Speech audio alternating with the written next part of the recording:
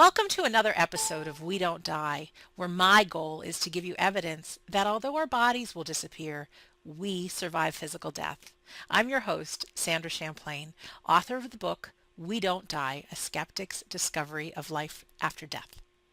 Have you ever spoken with somebody about life after death and felt that maybe you were going against what you were taught about in your religion or church?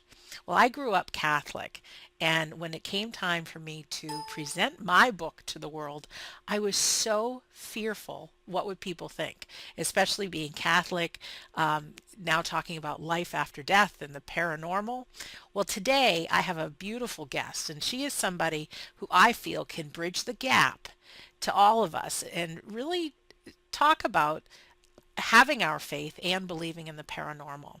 Her name is Mary Grace, who is both a member of the Catholic Church and the International Association of Near-Death Studies.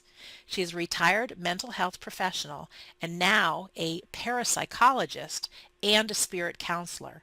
She's the author of the book, and I have to tell you, I love, love, love her title of her book. It's called The Communion of Saints, Talking to God and Grandma.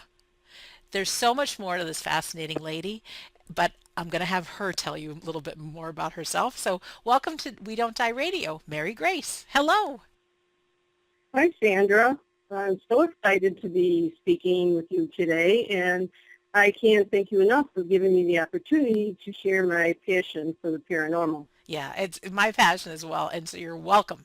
And I know you're in New York right now with a snowfall, and I'm in Massachusetts on a bitter cold winter day, and I think there's no place I'd rather be than chatting with you. And also to our listener, you could be many different places right now, so wherever you find yourself, thank you for taking the time to tune in. So both Mary Grace and I are committed that this is a show today that makes a difference in your life, inspires you, maybe even gives you a few goosebumps, but it can really help you with your life right now. So let's have Mary Grace do a little bit more of the talking. Mary, tell us about yourself. I mean, it's a mouthful, everything that I said, but I know we've talked before, and you're really a neat lady. As you said, I'm retired mental health as a mental health professional for 25 years, and got into, after my supernatural experiences, delved more into my kind of passion for the paranormal, as I said, and took coursework actually in college in parapsychology. So I really delved into it in there. But that was rather dormant as I was following my college years until I had my experiences after death communication with my mom and other supernatural experiences. I went to State University of New York at Geneseo College in upstate New York. And I live very much in the country. I live on a 6,600-acre state forest. Oh, my. So that's my backyard. I'm in the Finger Lakes, the beautiful Finger Lakes area south of Rochester, New York. Beautiful there. And I had not heard the term before, parapsychologist. Can you talk about what that means? Sure. I'm a parapsychologist, and I have a motto. It says, if it's not normal, it's for me. You're funny. Okay. I tell people it's very normal to have a paranormal experience. So what parapsychology is it's the study of phenomena outside or beyond the normal paradigms of science. Okay. Now, that prefix para and parapsychology simply means beyond. Therefore, the events that parapsychologists study are considered beyond normal, or what we call paranormal. So that's where that word paranormal comes from. Oh, beyond. Okay. So, parapsychology is also the science of spiritualism or spirit communication, which is, now spiritualism is the foundation of all major religions. Now, I have to clarify, the definition of a religion is a belief in a supernatural or non-physical being and how one lives their life in accordance with this belief. So if you're going to have a belief in a non-physical being, whether it's a god or saints or angels, there's going to be communion or communication with this non-physical being. Therefore, spiritualism is the foundation of all major religions.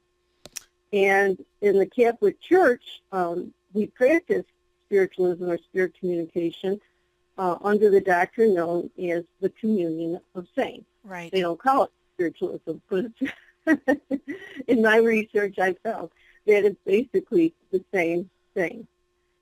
So it's my goal to educate people on how to maintain relationships with loved ones in heaven and to remove the stigma attached to spiritualism in association with communicating with our loved ones that have passed on, which is condemned by a lot of major religions, not just Christianity, but there's a lot of faiths that have that stigma on communicating with our loved ones. So I feel like it's my job to take the woo-woo out of spirit communication and the paranormal in general. And Yeah, this can be done through parapsychology. I love it, and it's just like I mean, really, truly have had fear talking to some people because if they're super religious and I tell them the title of my book, We Don't Die, the first thing many people ask is, well, are you Christian?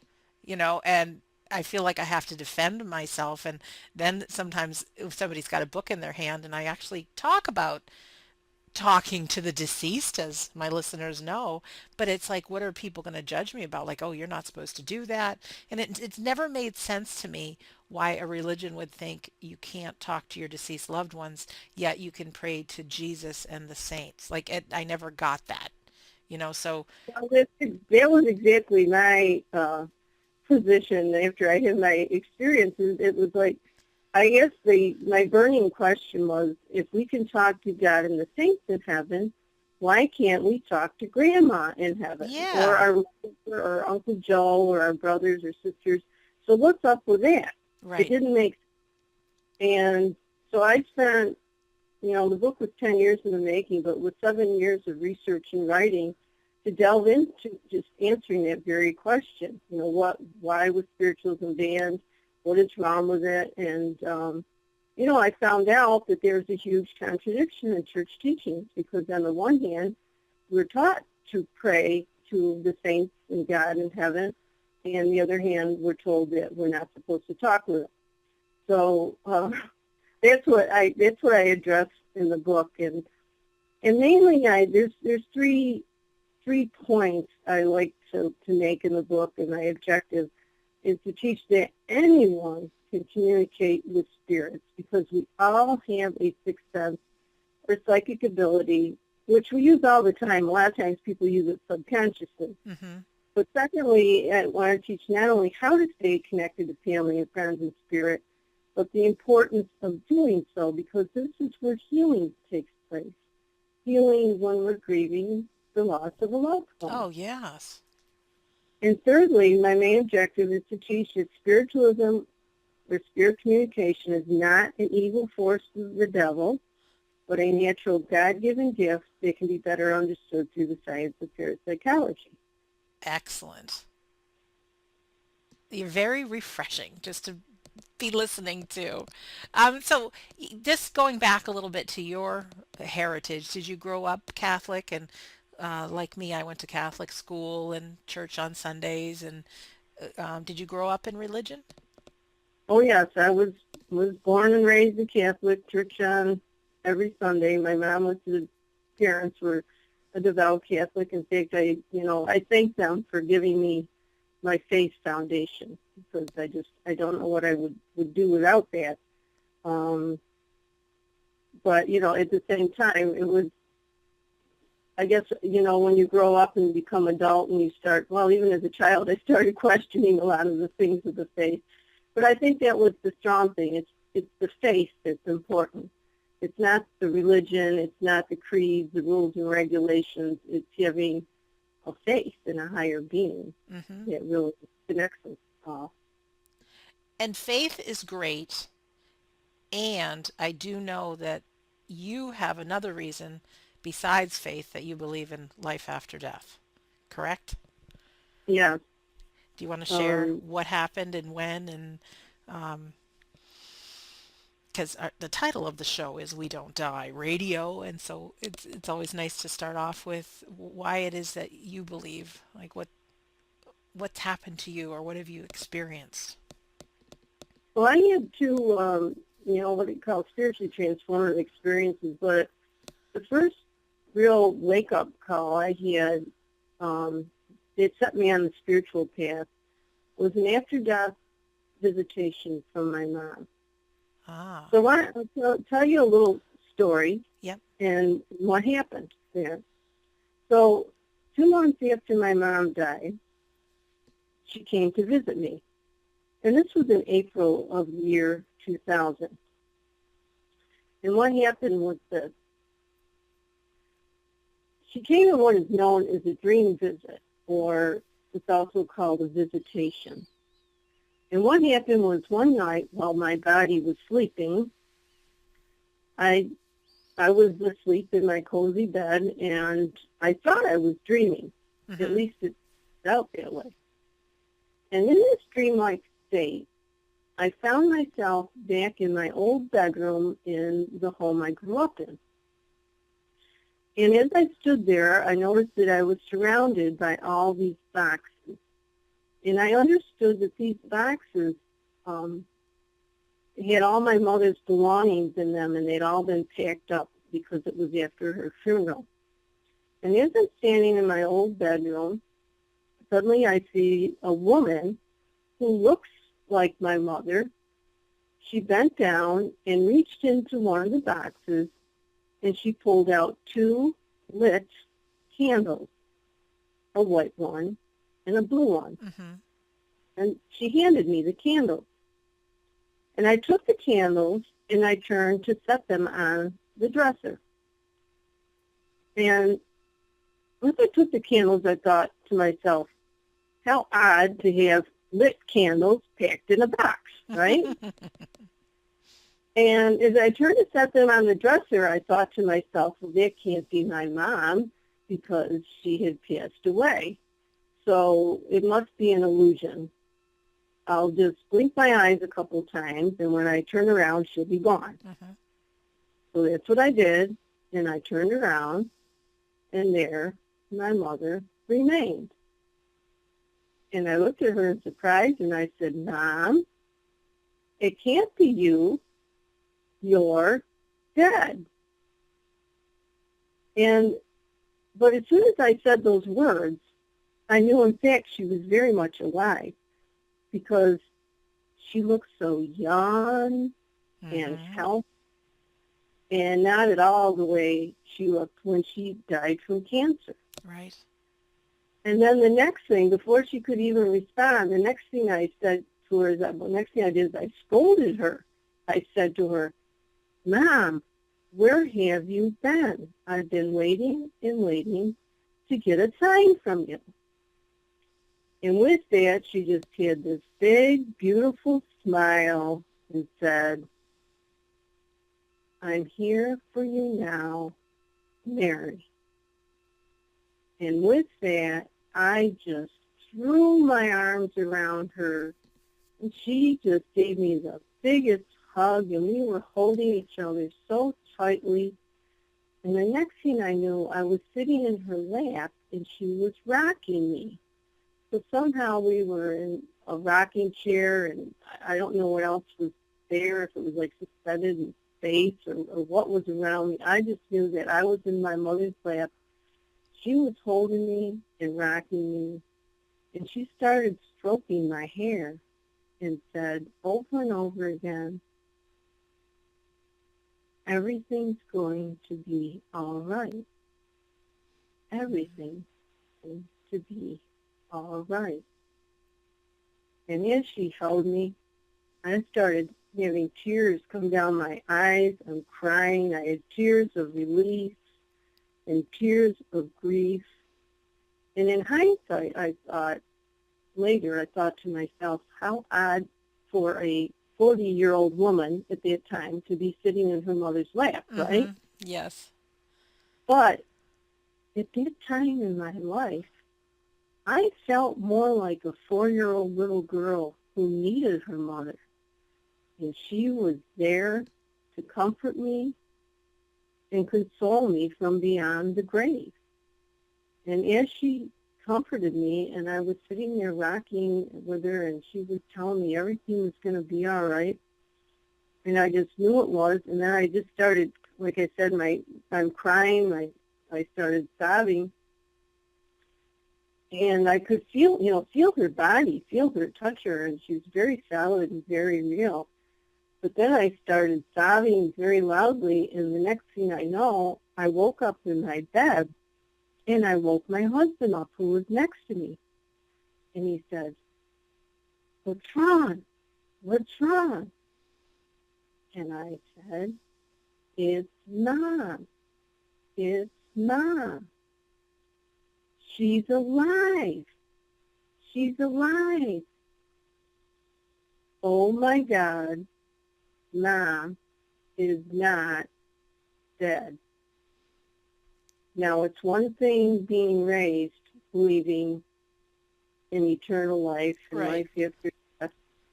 It's quite another thing to encounter it, because that day I made a vow to do whatever it would take to stay in touch with my mother, because I thought if she could take the time to somehow communicate with me, then I could learn how to keep that relationship alive, because I knew she was still a part of my life.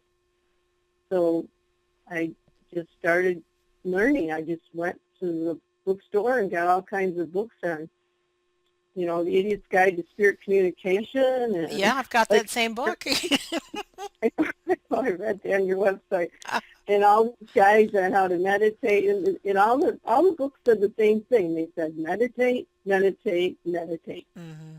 I started taking up meditation, and I was doing one of these guided meditations in the back of this book by, I think it was James Van Praagh, and I got in my comfortable lotus position and meditative state. I got the music on and everything. And after months of meditating, one day I was able to connect with my mom, kind of visualize the scene in the garden. And then she came, and when I saw her, this was the second time, again, it was the same reaction. It was like, "Oh, Mom," and I, we just held each other. We didn't really say anything, didn't need to. I started crying. I came out of my meditation, and it was like, wow, I did it. And it was, only this time I wasn't sleeping. I was conscious, and I was in control. And I was able to visit her, and I thought, wow, that wasn't really that hard. In fact, I thought it was a lot easier to learn how to communicate with spirits than it is to learn a foreign language like French or Spanish, because really that's our first language, is telepathy and Yeah. imagery. What a nice way of putting that. Yeah.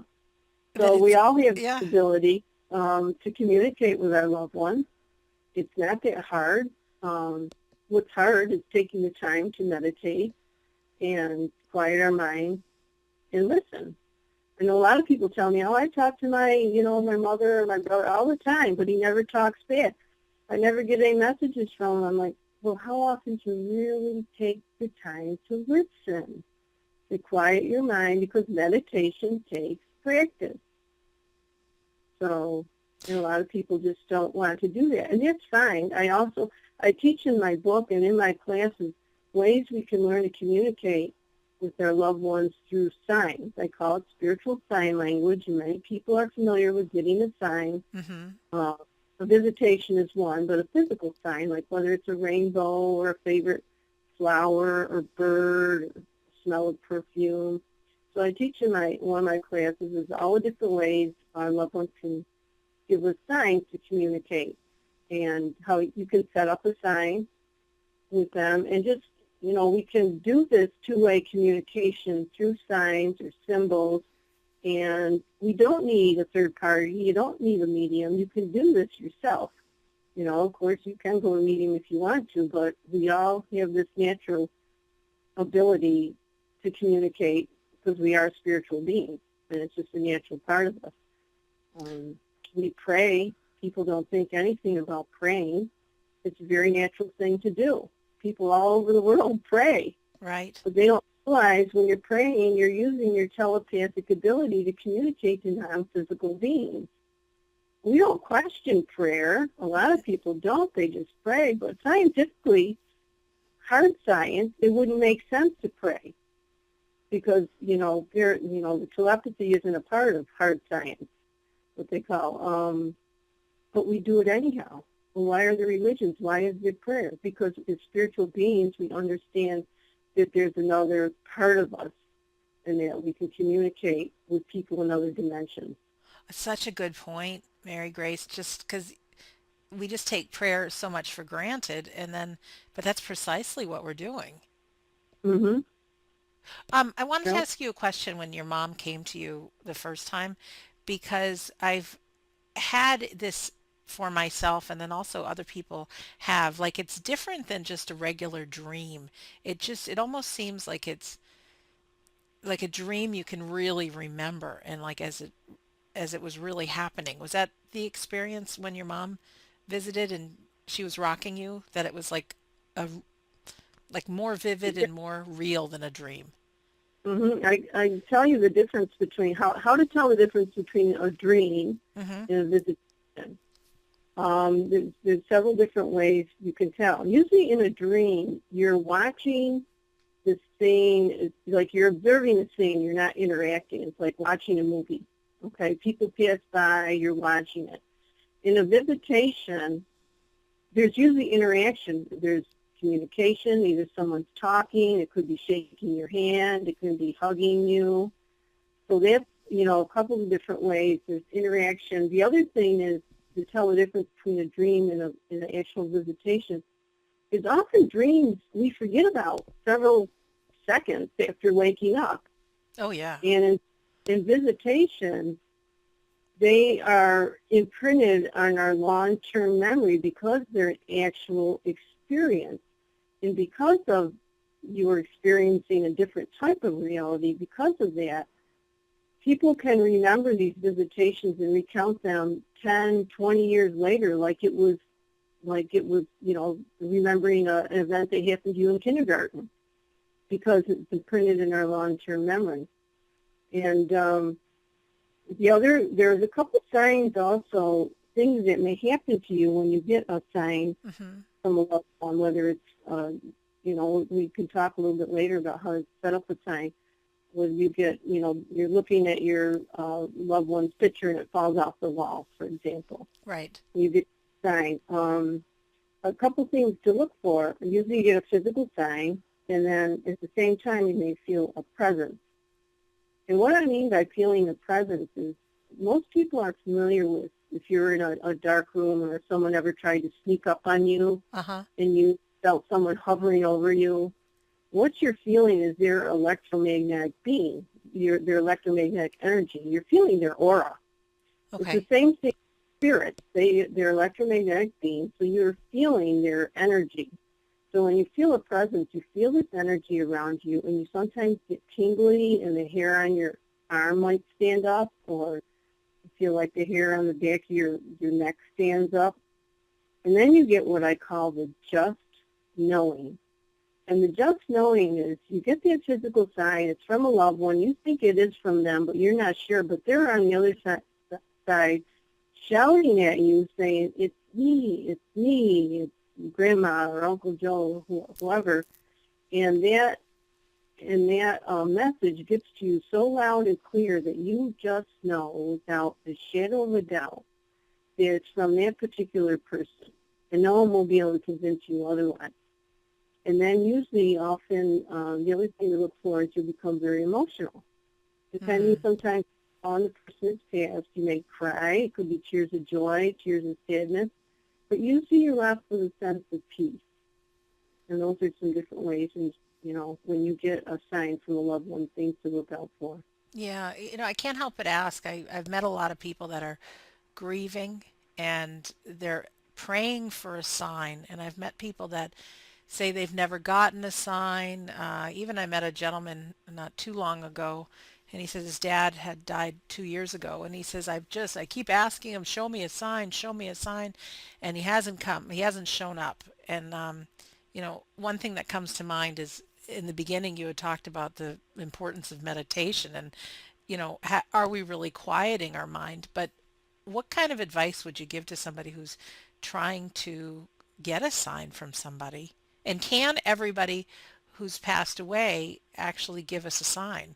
I don't, I'd like to hear your ideas of heaven or the hereafter, and can everybody be in touch with us? What do you think about that? Um, I believe so on one level, and it's not directly. This is going to sound funny because not everyone on the other side can communicate with people in the same way we can't always communicate with spirits. Sometimes they need a medium. Oh, that is funny, but cool. So if they want to get assigned to us, if they can't get it directly, they may use your angels or your guides or spirit guide or another friend who, they have to lower their level of vibration. We have to, raise ours in order to communicate. But with signs, you don't need to do that. The beauty of the spiritual sign language and all these directions in the book, but I'm going to give you a very simple exercise Okay. that anyone at home can do. And I'm going to use you as the guinea pig, Sandra. So I'm going to ask you a few questions, and this is Okay. going to be example, okay? Yep. I want you to think of someone that, a loved one that's crossed over that you would like to get in touch with, My dad. okay? And Oh, okay, your dad. Now, tell me something about your dad. Now, when you're doing this at home, so we're listening, you want to think of this person's favorite hobbies, interests, passions, things that they were really, really invested in love. Now, could you give me, Sandra, an example of something that your dad really liked that represented him? airplanes. He was an airline pilot. He loved everything about flying in airplanes. Okay, that's great. So was my dad. My dad was a pilot. Um, Small plane. So now I'm going to Yep. get specific with you. You're going to think of something that represents that person, usually a hobby or interest. For you, your dad was airplanes. Now we're going to get more specific. Okay. What type of planes? You're talking commercial planes, or you're talking small planes? Well, he flew commercial planes, but he also flew small planes, and he had a little red biplane that he gave me a ride in, and we went upside down in it a couple years before he passed away. He had cancer as well, but like that's the image I keep getting in my mind of my dad with a big smile on his face, being able to do loops and rolls in his biplane. Wow, that's cool. So your sign from your dad is going to be a red biplane. Now that's pretty specific, right? Right. Now the thing when you're doing this exercise is the more specific the better. For example, if someone like gardening, what do they like? Was it vegetable gardening or was it flower gardening? If it was flowers, what particular flowers did they like? Okay. Get specific, because then when you get that sign, you're going to know it's from your dad. Okay, so this is a simple exercise you can do. And by the way, my sign to my dad is a yellow Piper Cub because that's what he owned. Oh. He had a big picture of it on his wall. And believe it or not, one day I was laying outside in the sun thinking of him, and doesn't a yellow Piper Cub come flying over my head? Hey, So anyhow, I need to take a little break from what you're saying just to share a story I haven't thought of in a long time. The okay. the moment came when my dad was in the hospital and we knew kind of what the future held, and I had to come out about me searching about life after death. Dad went to Catholic Mass every single day, and Mary Grace, I had such a fear of telling my dad that like I've done the medium courses and all this stuff that I've done. And so I ended up telling him a bunch of my stories, and he just looked at me with big brown eyes and like he was in shock. And then all of a sudden I got this image in my head of a yellow Piper cub. And so I said to my dad, I said, Dad, I don't know why I'm seeing this, but I said, I'm seeing a yellow Piper cub with black lettering. And he's looking at me and he says, anything else? I said, yeah. I said, there's a man that sounds like he's saying to tell you that you were wrong. I did get to take my toys with me. And so I'm just going to make me cry. My dad burst into tears. And he said that was his friend. I can't think his name was Jim. And Jim had cancer. And my dad was a cancer survivor and kept telling Jim, Jim, you can beat this. You can beat this because you can't bring your toys with you. And Mary, that's the airplane this guy had, was the yellow Piper Cub. Oh my God. I So think I'm gonna take that as a sign from my dad right here, right now. Sandra, yes, let's see that you shared that story but with me. that had my dad actually get it, that like this is real. And so my dad, as hard as it was to lose my dad and it was painful, his death and everything, there was something we shared that was so much more than just faith. It was just like a knowing that this is all Yeah. real, and that you can bring your toys with you. So that's why I had to take that little break and shell that, because Wow. you Well, said, thank you for sharing that for yeah, me. I was just talking with my dad in spirit right before the show. Um, yeah, so getting back to our exercise, it's so great. The more, think of a loved one's hobby or interest, and the more specific, the better. And then what you're going to do is tonight while you're in bed, right before you go to sleep, I want you to, close your eyes and say this person's name 3 times. For me, it's something. Just say their name, whether it's dad or use their formal name, whatever. Say it 3 times out loud and just say, yep, please, I really want you to give me a sign. It doesn't have to be out loud. right, Someone's laying next to you, you don't want to know. Give me a sign, and I want it to be, and then fill in the blank. And for you, it's going to be red a red biplane, biplane. yep, And then look for this sign in the coming weeks, days and weeks to come. Now you have to be open as to how you get this sign. It could be something you see on a billboard. It could be something on TV. You open a book. It's in a magazine. You actually see a red biplane fly overhead. Just be kind of open as to how it comes. Maybe somebody's talking about it. But then, as I tell people, with all that said and done, you might get a totally different sign. It has nothing to do with red biplane. But it is something that you specifically connect with that person. okay, Because it is, once you start becoming aware of all of signs and looking for them, then you're going to be, you're opening yourself up to receive them. Now, in the book, I talk about, and also there's many books out. One of the people that actually endorsed my book was Bill Guggenheim. He wrote a book for Washington, yep, and he talks about all the different ways spirits can give us signs, whether they're rainbows or birds in nature that acts out of the ordinary. In my book, there's a whole list of different ways, and I teach a workshop called Spiritual Sign Language. So once you learn all the different ways that spirits can communicate with us, and you start becoming aware of it, then you're going to be more open and you're going to see things.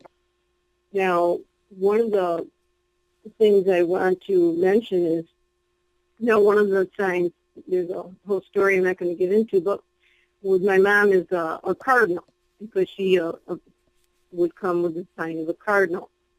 And so there's a story I share in the book about how a cardinal came to me on Mother's Day, and I just knew it was her, because when she was dying of cancer, a cardinal used to crash itself into the window every day for like a month.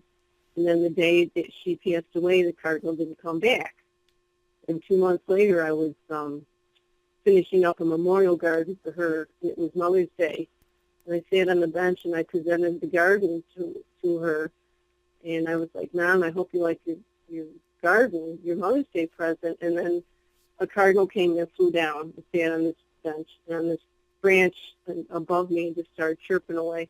And I just knew it was my mom, and I was crying. I was very emotional. So anyhow, whenever I see a cardinal, I think of my mom. Now, not every cardinal I see, because I see cardinals every day. I see, not every cardinal is a sign from my mom. But the important thing here is that whenever you get that sign, that you think of that person, because the more you think of that person, the stronger your psychic connection with that person is, the stronger that relationship you keep, then the more you are, the more open you are to getting that sign. So the stronger the psychic connection, the more apt you are to get an after-death communication, and the stronger the psychological connection. So when you, start thinking about that person and thinking of signs, and, many people do memorials to to stay connected. There's all kinds of things we do to stay connected with loved ones in heaven, whether we run a 5K race or we plant a bush in a garden or participate in a fundraiser that had something to do with them. And that's just one of many, many ways to keep that memory and relationship alive. And the more that Wow. we do that, the more we'll be open to getting signs and knowing, that they are with us as part of our life. And if you could just back up a little bit to the importance of meditation and being able to quiet our mind a little, because I'm a big believer that signs can come, but if we're too busy worrying about something or watching a movie or on our iPhones texting away, we might miss it. Well, that's the thing. I mean, the physical signs are for that, are for our busy lives. you know, Okay. it's for our busyness during the day when we can get the physical signs that something extraordinary happens that makes you stop and pay Okay, attention good. during the day. All right. But the meditation is that's a way to get more, into a two. If you want more of a two-way conversation, Hmm. a communication, and also the more you meditate, will just naturally open up your psychic abilities. Um, then just meditate on a regular basis. And one of the easiest ways to having a two-way conversation with the person that you want to connect with is with inspirational writing. And that's just going in your meditative state, listen to quiet music, get in your alpha state, and with a pad and a paper, just, write questions and see what comes to your mind, because it's the easiest way for spirits to communicate with us, or one of the easiest ways. And don't censor the information that you're getting. You may be surprised the information that just starts flowing through you, that you start getting into your thoughts. So just let the pen flow, whatever. Yeah, just start asking questions and just say, do you have a message for me, or this issue is really bothering me, I need some help or whatever, can you give me some advice? And just see what comes through. And it's the easiest way, one of the easiest ways to learn when you're starting out with two-way communication. And trust what you get. I think it'd probably Hmm. be easy to say, Did I just make that up? Is that just me? Is that just wishful thinking?" Right. Right? As opposed And, to just saying, let it go, keep writing. because a lot of people think, oh, that was just my imagination. Well, spirits communicate with us through images in the same way we communicate with each other through images all the time. It's images. Even when you see images on a commercial, someone is communicating something to you. So the word imagination comes from the word images. It gets a bad rap in our society because people think, well, imagination means you made it up, it's crazy. But it really comes from the text, the word image. And that's how we communicate with each other and when we are in spirit all the time. And the easiest way for spirits, our loved ones, to communicate with us, they will put images in our head. And if you're in meditation and you're meditating and you get the image of a red biplane, you're going to know that's that person coming through. So sometimes maybe it's the inspirational writing, the thoughts don't come, maybe they'll be showing you pictures. Because everyone's gifted differently. Some people are more clairvoyant and they see things. Other people, like myself, I'm more clairaudient and hear things. So different people may, they'll find out what works best for them. I had a neat thing after Dad had passed away, and I was super sad. And I'm like, Dad, just let me know you're okay and you're still here. And I didn't know, I was kind of doing what we're talking about, but I just said, Dad, just give me a sign that you're here. And I took some deep breaths and I really tried to quiet my mind. And Mary, it was like I got a slideshow from my past of things that Mhm. I had done with my dad, but things like I would have never even remembered. Uh-huh. Not anything that I've thought about since I was that age. A motorcycle ride with him. I had made him a pencil holder that looked like a dice, big die, I guess is the word, wouldn't die. Just these snapshots of kind of like what from his perspective. And so it was, I really got it that he's here, because those were not things that I could have that fast put on my radar screen. Yeah, what I like to say is when I know I'm getting something from someone else I call when it comes out of left field. Hmm. It's like an image, something you wouldn't have ever thought of on your own. Right. When you give a message for somebody else or what it is. Like, you're just getting a message like, why would I think of that? Why would I all of a sudden did that pop into my head? Well, because somebody put it in there. And while your dad was showing you those images, he's like yelling at you saying, it's me, it's me, it's me. And one thing I want to add on to that little exercise we talked about, Hmm. and this is important, a lot of people would like to connect with somebody that passed away very early in life. Maybe they were only less than a month old, a couple weeks old. Maybe they weren't even born yet in the case of miscarriages. Hmm. I want to stress that you can still do the same exercise. You can still communicate with these dear angels, because it doesn't matter how old they were in this life. They are still, spiritual beings and maybe more of an adult on the other side and can understand you. So when you want to communicate with, it's like, how do you set up a sign with someone that doesn't have a favorite song or a favorite flower or favorite author or whatever? They haven't lived long enough. Hmm. So what you do in that case is you just pick your own passion. What is your favorite thing that you're involved in? What do you really like the most?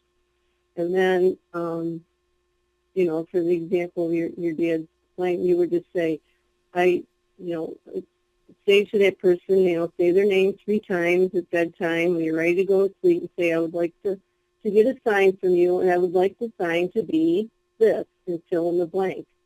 And usually collections and hobbies, people that collect things, I collect refrigerator magnets. I've had one woman I went to who collected, those porcelain dolls, those collectible dolls you Hmm. see in magazines. And this woman was feeling very guilty when her mom died. She just felt it was her, mom shouldn't have died. It was her fault. And so I said, well, just, give her, ask your mom for a sign, and you have something to do with dolls. And it was obvious. I know this woman's home, and it was like just filled with these dolls all over the place. And I get a call from her, sure enough, a few days later, and she had this one doll that was her favorite, was turned around the other direction. Oh, Right? wild. Yeah. So that was confirmation that, her mother giving her a sign that, no, it's okay. It wasn't your fault. Which is what I tried to assure her. So these are the things that sometimes they can be important. It might be a little sign, but it can be a big relief and a big help on the road to recovery, especially when people are, sometimes people die with unresolved differences Definitely. Yeah. and this type of thing. And there's a lot of guilt that can be had with that goes along with it, which is one of the reasons why, we can communicate with our loved ones. A lot of times someone, say they're dying in the hospital and they're unconscious and you can't talk with them, or maybe they had a disability like dementia, Hmm. and you can't, really have a conversation with them before they die. Well, you can know that once they cross over, you can have that conversation. You can talk with them and let them know how you feel. And even just writing it all out is very cathartic, to write down your feelings and the things you wish you could have said. And know that while you're writing that and while you're communicating with them, they are getting that information because they no longer have those disabilities. Really, really we are the one with the disability. We are the ones that can't communicate two-way conversations telepathically with those on the other side. You're But so once you cross funny. over, It's just saying yeah, we're the ones with the disability. It's like, yeah, yeah, because I really do believe that we're souls having this human experience, and when we do cross over, I mean, we're just in tap with all of those gifts. But I think we still have them here. But like you said, we have the disability because either we don't remember or we're not practiced in them, and we've got time and space to deal with that. Things might not mhm, happen in a blink of an eye. It might take a little longer. Um, but that's very funny. We have the Yeah, disability. it's really just, the beauty of it is you can communicate with your loved ones, even if it's one-way conversation. A lot of times people like to go to a favorite spot, like the grave site, or a place where you like to go, like a park, or wherever you like to go with that loved one, to get in touch with them and have that conversation, or just talk with them, tell them how you feel. And the beauty of it is you can do it on their time. You don't have to, on your time, you don't have to wait until, there's cell phone restrictions. You got to call after 9. You don't have to Right. wait till they're in a mood, because being in heaven tends to put you in a good mood. You don't have to worry about all these other restrictions that you do in this world. You can talk to them whenever you want, wherever you want. And the best part is like they're your own therapist, your own guardian angel, and you don't even get a bill afterwards. You can just tell them all your problems, like Oh, with a psychiatrist. that's so much fun. I want to remind our listener that who we're talking to today is Mary Grace, and she's got a website, giftsofgraceministry.org, where you can find out more about her. This interview is going to continue on, and as a special gift at the end, Mary Grace has also had a near-death experience, and she's got a lot more value that she wants, well, we're going to add about her experiences and hear about her book. But if you're willing to stick around a little longer to the end, and if you've got the time, I really want to hear it firsthand about her near-death experience. So just know that that's coming towards the end of the episode. But visit giftsofgraceministry.org, and also you can go to we don't die radio.com, and she is episode number 53. You can see her beautiful face, and I'll have all the links to her book and to her website right there beneath her face. So back to you, Mary. Where should we go from now? Do we talk about the book? We talk about your Well, counseling? there's What one, do you want to do? there's one subject I need to cover real Okay. briefly. It's No, take your time. what is the communion of saints? I'm going to Yes. answer that question. Why would I write an entire book? What is it? What does it have to do with, you know, your dead relatives and everything? So basically, many people have heard of the prayer. I know you probably have, Sandra, called the Apostles' Creed. Yes. And in that prayer, we say, I believe in the communion of saints. But a lot of people say it all the time and don't really think about what it really means.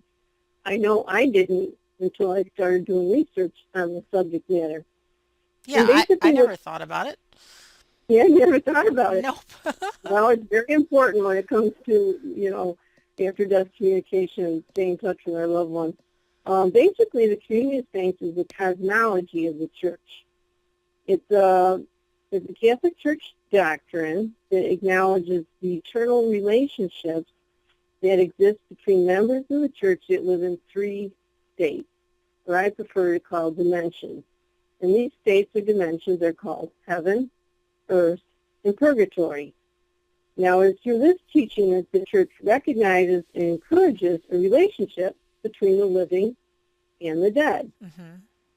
Now, the big thing here to know is saints are all believers, not just the canonized people, because most people think of saints, we think of, St. Anthony we pray to when we lost something, or Right. his mother.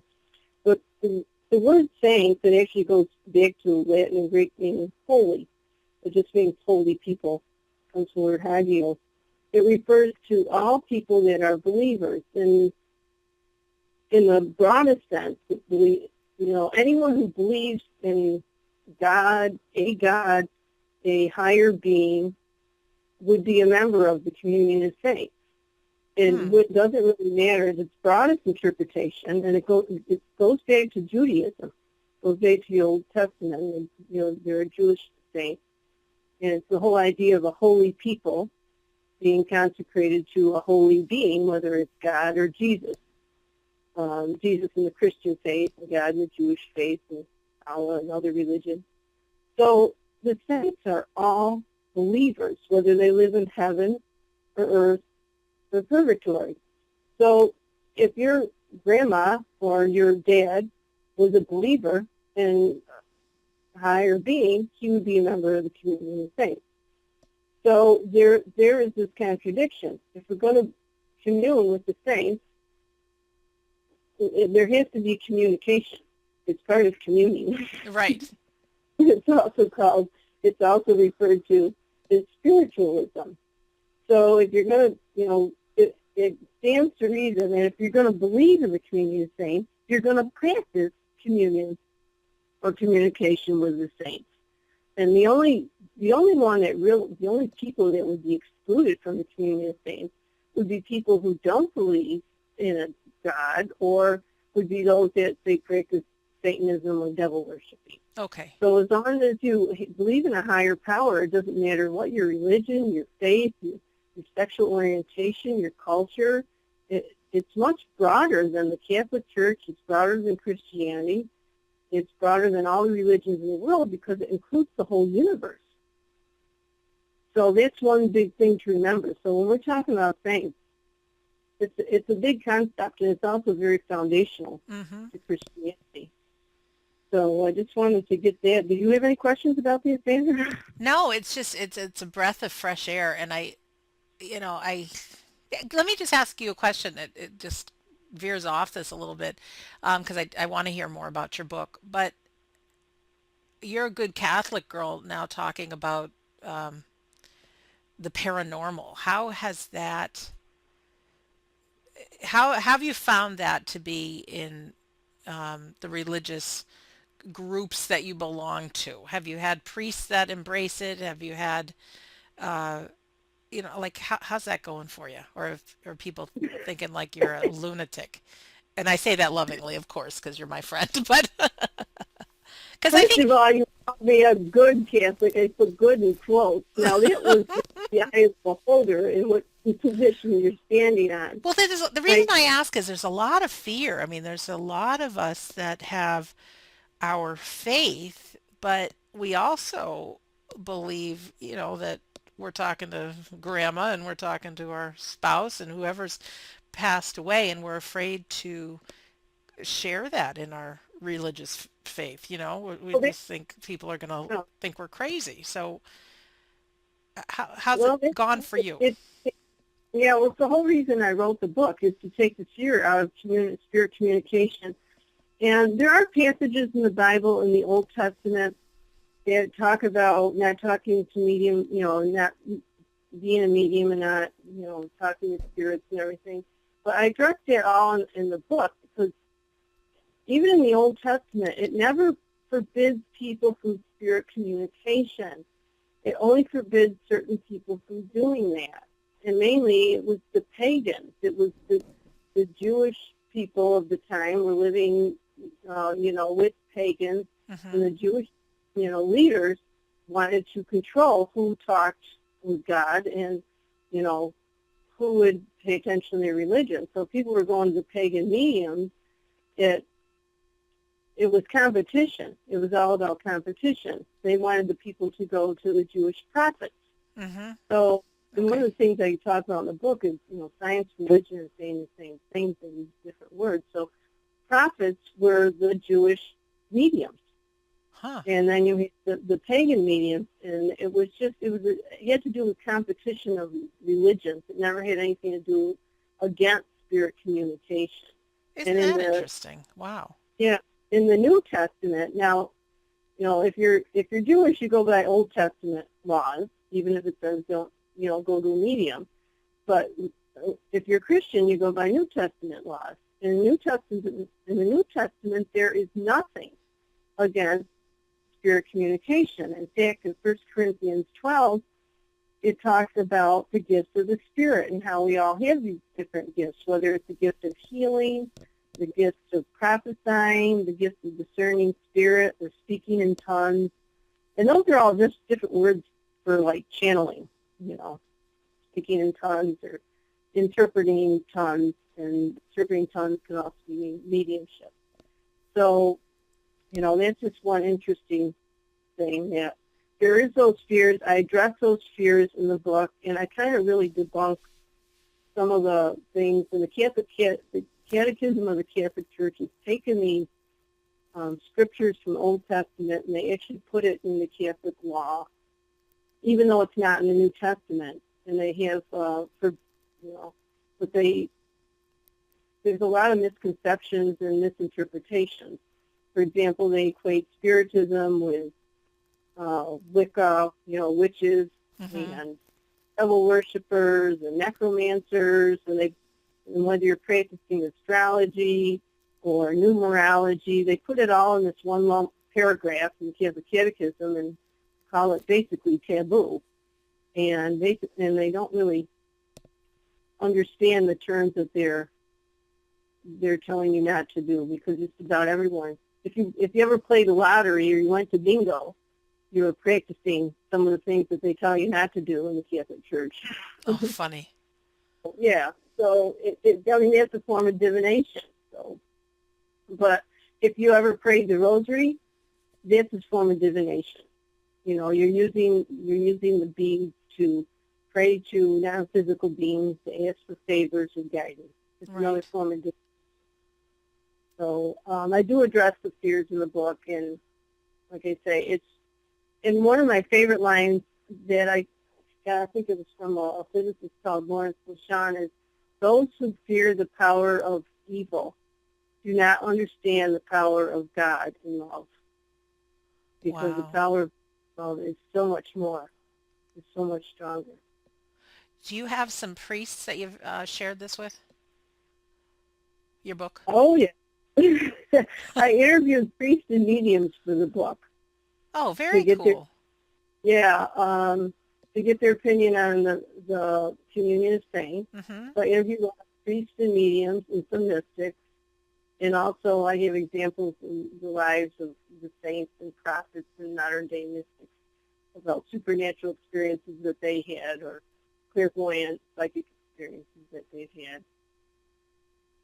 Yeah, when I don't remember the name of the priest. I had read such something on the internet, and it just like I think how do I put this? There's people that are old school. Some of our older folks that it's easy for us to believe what we know to be true, what we grew up with, and this is the way it is. And sometimes, like when technology, some of the new things came around, it's hard for people to believe that they're real. Like how many grandparents aren't on the internet and, things like that.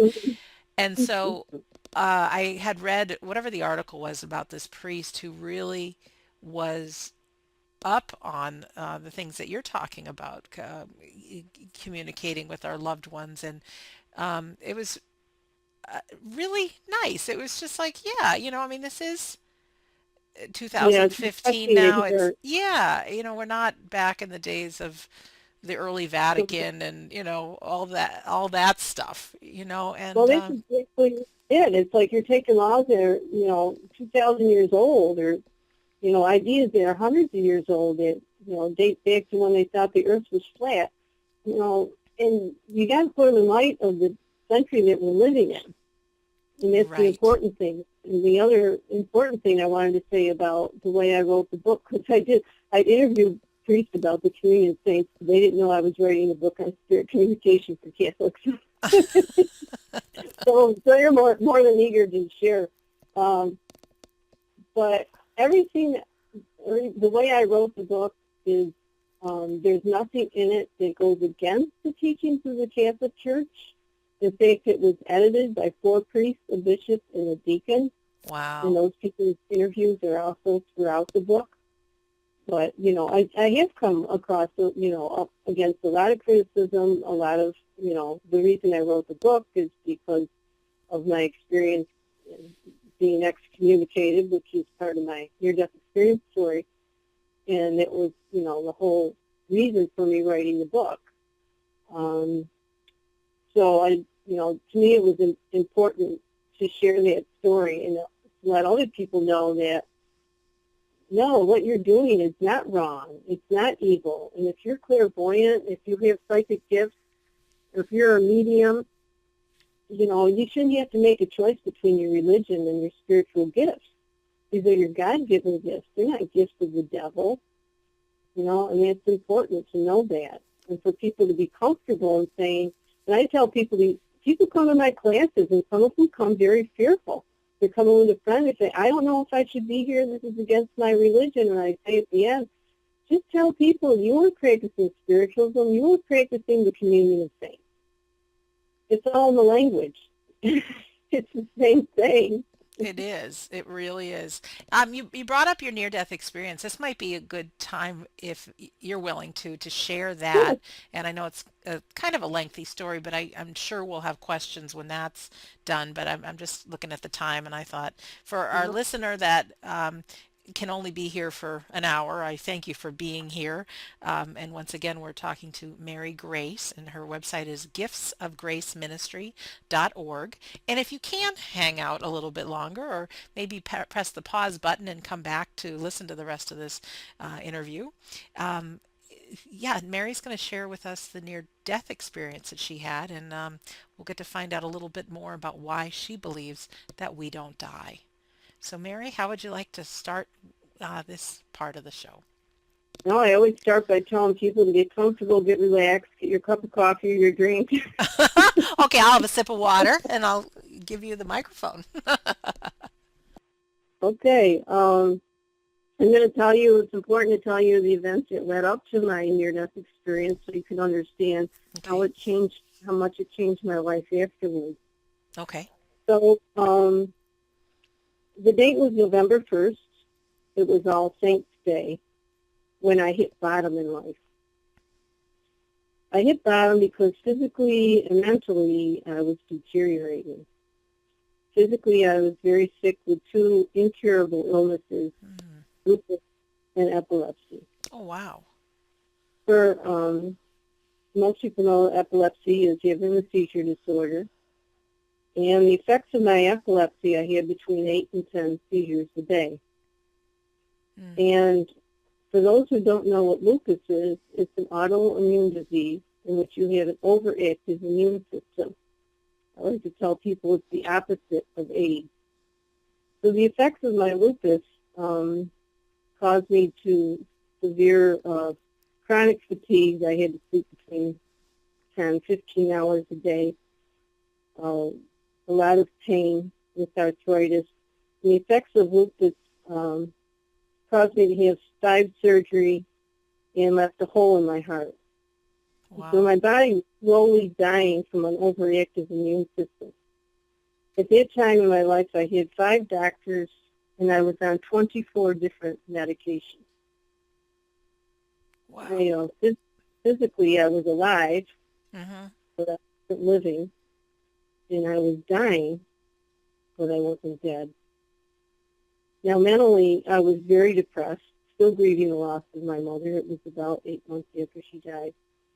And at the same time, I also, since the age of 14, had been addicted to drugs and alcohol.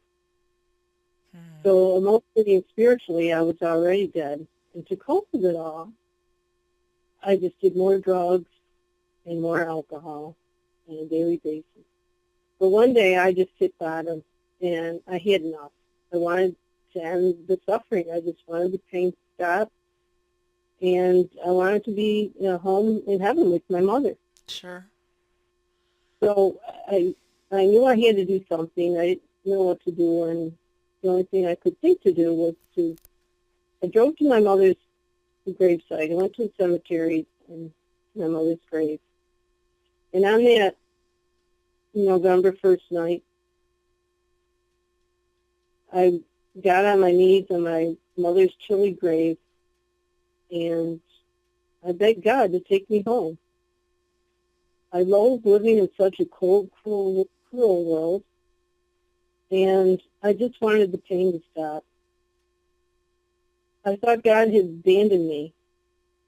I begged him to heal me or let me die, just to have mercy on me. I got very angry at God, and most people are familiar with this. I just started saying, why me, Lord? Why me? Why do I continue to live? Take me home or heal me. I beg you, just put an end to my suffering. Have you no mercy? And I said to him, just shit or get off the pot, God. Make up your damn mind. Either Wow. heal me or me home Okay. because I just can't take it anymore. And why have I been cursed with these diseases and losing my mom? And why me? Why me? Why is all this happening to me? I just couldn't understand it. And then I moved into making a deal with God. Have you ever made a deal with God, Sandra? Yes, but you, I well, think most people are familiar with that. yeah. So I made a deal with God. Give me a sign that you have not abandoned me, and I will quit drinking. That's what I'll do. I'll quit drinking. That's all I would commit to at that point. Mm-hmm. Well, the next day, it wasn't before that. It was I made this deal with God, and then I was just at my mother's gravesite, and just after what seemed like hours of talking to myself and sobbing and crying, I was just emotionally, mentally, and physically exhausted. Mm-hmm. I admitted defeat, and I went home. Right. Nothing's happening. Well, it was the next day that I got my sign to God. And what happened, the next day I had my near-death experience, and I'm going to tell you the events that led up to that. So what happened, now this was November 2nd, All Souls Day. I got up the next day and I decided that I would go into the city. When I call the city, I refer to Rochester, New York, Mm-hmm. because I was about 45 miles south of there.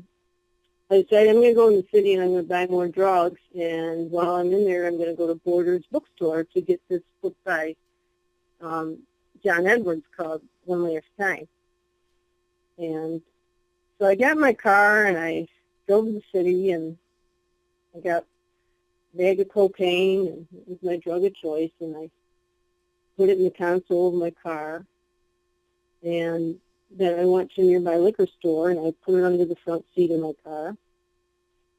And I was driving down 390 when I got my sign. Now, 390 is the interstate, like expressway that goes around Rochester. Okay. So I'm driving my car, and many people are familiar with the feeling you get when you hear a song. Whether you hear that song in church or on the radio or whatever, and it seems to speak solely to you, and the words of that song are the exact words that you need to hear at Mm-hmm. that moment in your life. I know that You know, very clearly. Yep. well, I'm listening to the radio, I'm driving down the expressway, and I hear this song come out of the radio. It was one I was very familiar with, but I hadn't heard in probably 20 years. And the song was by the 80s rock group called The Styx, Mm-hmm. and the song was called Why Me? So the words it spoke to my broken spirit were these: hard times come and hard times go, and in between you hope and pray the scars don't show. Life is strange, but so unsure. In days you hardly make it through. You swear that there's a curse on you, and nothing seems to fit. Things don't go your way. You know you've had enough. You've had the right to say, why me? Why me? Why me? The words that I was begging to God the night before in that cemetery. He was now saying back to me, I just knew this was my sign from God. And as I heard these words, I just started crying with joy and relief, saying, God, thank you, thank you. You have not abandoned me. Thank you for this sign. I just knew this was it. And at the same time, I felt something happening to me as I felt an electrical shock go through my body. It was as if I was struck by the proverbial lightning bolt of God. But the strange thing is that there was no pain. I later on learned that what I was happening to me at that moment was cardiac arrest.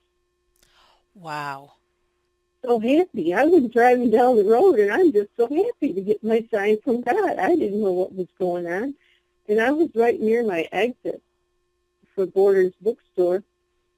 And so I managed to get the car off the road, and the bookstore was right there near the exit. So I pulled into the parking lot of Borders, as I always say, God rest your soul. I used to love Borders bookstore. And I Mm-hmm. pulled in the parking lot and parked the car, and I noticed the time on the clock. It was 5:15 p.m. And I just shut the car off, and I put my head back against the headrest. And I'm still crying, saying, thank you, God, thank you for giving me a sign. And the next thing I know, I'm floating up and up into this beautiful, most incredible light. And as I reached this holy site, I felt like I was immersed in a force of love that permeated every cell of my body. This love not only enveloped me, but became me as we merged into one. And this was unlike any level of devotion I had ever experienced on earth. It was a million times more intense. And as I'm in this light, in this love of peace and tranquility settled within me, I was free of all earthly and bodily cares. Mm-hmm. All it just vanished. It was gone. And I felt like I was just being wrapped in a down-filled comforter. And it was like being doted on by a grandmother and being tucked into bed. And as I was there, I just relaxed in a total state of surrender. I understood that I was being taken care of now and being reassured once again that everything was going to be all right. Wow, I it's was, very profound. I'm I was, visualizing it as you speak, so that's why I'm not saying much. that's great. I was there to rest and to heal. I was being taken care of. And as I relaxed in that total state of surrender, I recognized this light, and I recognized this place I was in. Hmm. I was with my Creator, my Father in heaven, and I was home. And this light made me feel like I was the most important person in the universe, and that nothing would ever change that. This light, God, just reminded me that I was His child no matter what. There were no conditions, there were no ifs, ands, or buts, just pure, unconditional love, a love that was inseparable from me. Condemnation and punishment did not and could not exist in the realm of this all-encompassing light and love. I was not there to be judged. I was there to be comforted and held. My life back on earth became a distant dream. I knew any sins that I'd ever committed were already forgiven. And then what happened next was I moved into, I guess, what people call a life review. Uh-huh. And I'm not going to go into all the details of that, but just to understand that I was shown things from my life,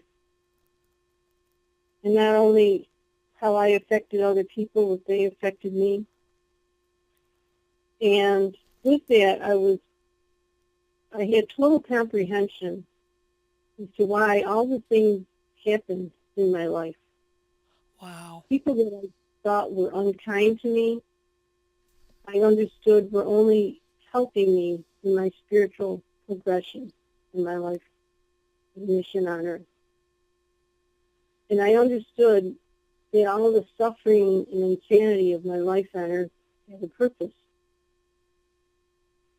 And after the life review, I was back in the light,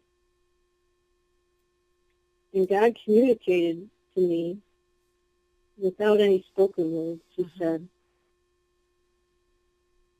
I did all that you asked of me. I gave you a sign that I had not abandoned you, and I brought you back home. You cannot stay, however. You must return. Your work is not yet finished. And with that, I responded with my thoughts that I was okay with that decision.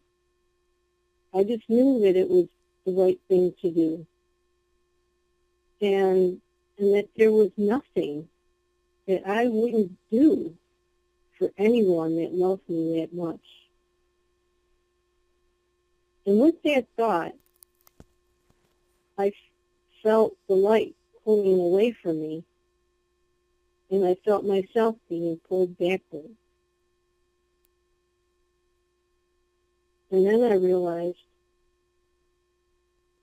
I'm back sitting in my car in the parking lot of Borders Bookstore in Rochester, New York. And I realized as soon as I'm back in that car, I was in total state of euphoria. Mm-hmm. I was so high, and this was better than any drugs I'd ever taken. It was a million times better than any drug. I was on such a high. I felt like I could conquer the world. I felt fantastic. I felt great. And then I'm trying to process what had just happened to me. And I looked at my watch, and I saw that it was 6 o'clock. 45 minutes had passed since I parked the car. Ironically, I stated out loud, wow, what the hell just happened to me? Apparently heaven had just happened to me, but I didn't know it at the time. Wow. And I just, I'm sitting there and just, trying to process it all, and then reality starts to sink in. And I started remembering something about a promise I made the night before when I was on my mom's grave. So I reached into the console of the car, and I took out the bag of cocaine, and I reached underneath the front seat, and I pulled out the bottle of whiskey. I quickly did the math in my head. I've been drinking and doing drugs for over 27 years. Oh my gosh. I looked at these things and I said, this is not going to be easy. But a promise was a promise. But at the same time, as I looked at the drugs and the booze, it's like all of a sudden it didn't mean anything to me anymore. I had no desire to do them. These things looked like penny candy in my hand because the high that I was experiencing at that moment was a million times better than the high I ever got from these drugs. So they just, all of a sudden, they just didn't mean anything to me. And my life has revolved around those drugs and alcohol. So the next thing I did, I kind of checked myself over, and I thought, well, geez, I feel like I'm okay. I feel great. And then I'm here in the bookstore, I might as well get the book that I came for. So I opened the car door, and I stepped out into the parking lot. And I got to tell you, Sandra, the world that the world I stepped into at that moment in time was not the world that I had left behind 45 minutes earlier. Right. Everything had changed. Everything was different.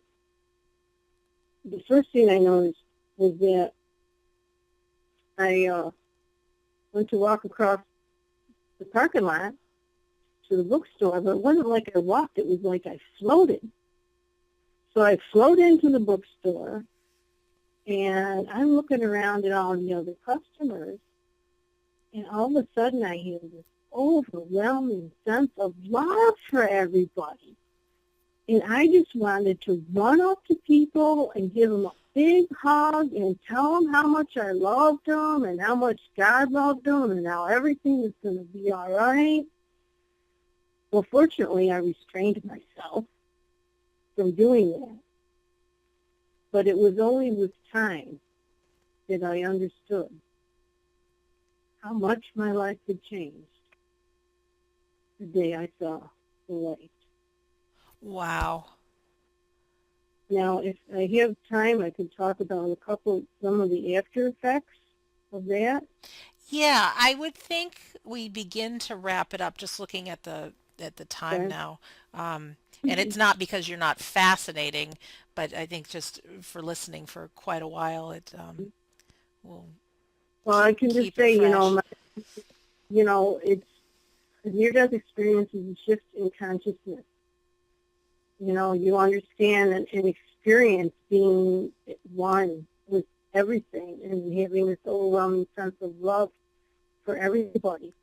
And, some of the things, the biggest effect was that immediately I started feeling stronger and have a lot of energy in the coming weeks and everything of that experience. But yeah, I started being able to not, I didn't have any pain anymore, and I decided to go to my doctors because my seizures immediately stopped that day.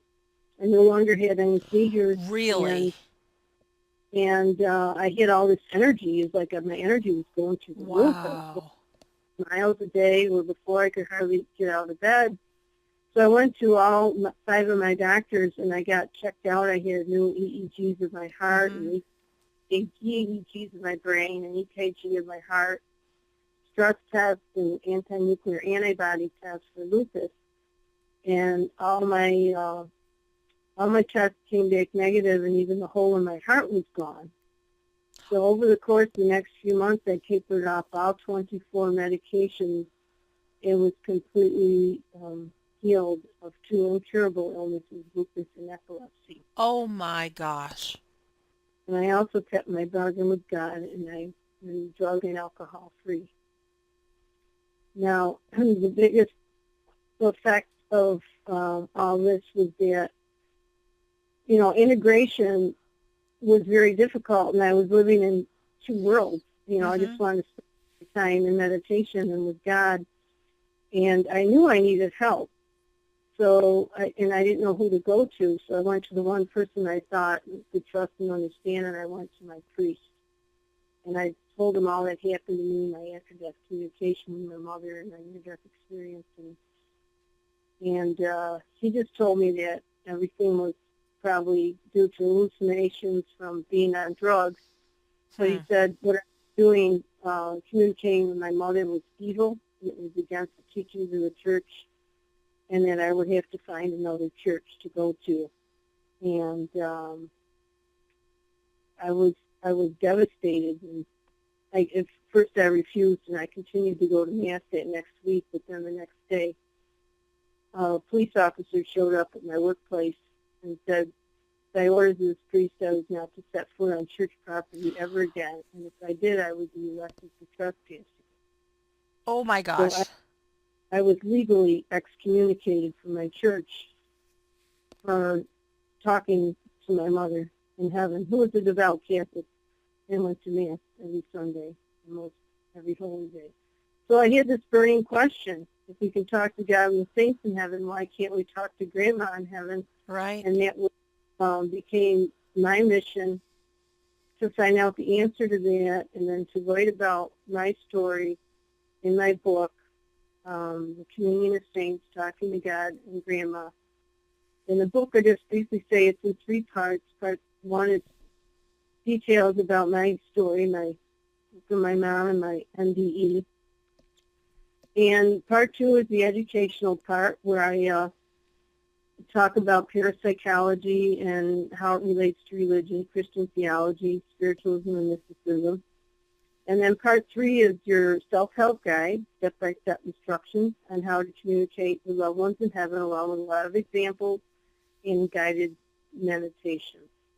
So, and then since that, I started my own counseling service to help other people with their paranormal, supernatural, mystical, and near-death experiences. And I also go wherever in the country or the world to share my experience or teach workshops on the paranormal and mysticism and spiritualism.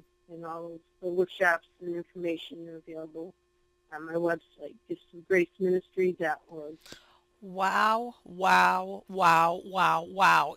I didn't see it coming with you having the miracle healing and then the priest saying what he did and doing what he did. And it's just, you know, whether you're a religious figure like a priest or a human being, we all are human beings and we do the best we can with what we know. And so I'm sure that priest was doing the best he thought he knew. But Mary Grace, I really want to acknowledge you and thank you for all the work that you've done to bridge this gap because there are so many people who consider themselves religious and of faith, but also deep in their heart know that they can talk to grandma or whomever and that it's very real. So thank you for all from all of us for bridging this gap and I'm very excited to read your book. And and to have that kind of as a tool in my tool belt that when I experience people that say, oh, no, no, you can't be talking to dead people, being a Catholic, oh, yes, I can, and really help people because I think that's important. And I think with what you're sharing, there will be less fear for people to share their Mm-hmm. beliefs, knowing that it really isn't going against their religion. And but for us all to realize, whether it's our parents, whether it's a priest, whether it's someone older or someone who's got real beliefs in something, it's not up for us to change someone's beliefs. It's up to us to have the best life possible with what we've learned, growing, learning from our experiences. And Mary Grace, I loved what you shared about your near-death experience, that you got to see how every bit of pain and every person that has shown up in your life, good or bad, really has been essential for you being the person you are now. And I think Mm-hmm. it takes faith for some of us who are going through some really, really tough times right now. Whether you're grieving the loss of a loved one, I mean, that is the most painful thing I think ever, or whatever you're dealing with. But just if you can, maybe change your perception and just ask, what if? What if there really is something for me to learn out of this? And knowing and trusting that this life isn't it. There's something even more. So Mary Grace, thanks again. Thank you so much for Well, y- thank you so much, Sandra, for having me. It's just been a real joy and pleasure meeting you and talking with you. And oh, very nice, and I'm so grateful. you too. And I look forward to meeting you face to face and giving you a big hug because you're really great and you're a great storyteller and it's all true. I just love it and thank you for also the good you do with other people because I've been on your website. You are a giver and you coach people, you give workshops, you go anywhere, you do whatever it takes. And again, that's giftsofgraceministry.org or visit We Don't Die Radio. And not only can you see and listen to Mary Grace's episode, but we've now had 53 episodes and 40,000 downloads, which I'm Wow, that's great. yeah, it's incredible. So, also to you, our listener, thank you. I know some of the episodes are really extraordinary, and some of them I've gotten reviews that they wish they could have fast forwarded. And you know what? We're all human beings, and I think everyone wants to share and make a difference. And if you know of somebody or you yourself have had an experience and believe that we don't die and just want to share, please visit the website, we don't die radio.com. Send me an email and let's talk, because I think we're all up to the same purpose and making a difference, and so we all have better lives while we're here on earth. So again, a thank you to Mary Grace. My name is Sandra Champlain. I do believe that life is an education for the soul and that your life here on earth is important. So remember the words of Mary Grace and really let's try to put things in perspective. We may not understand, but certainly, wow, miracles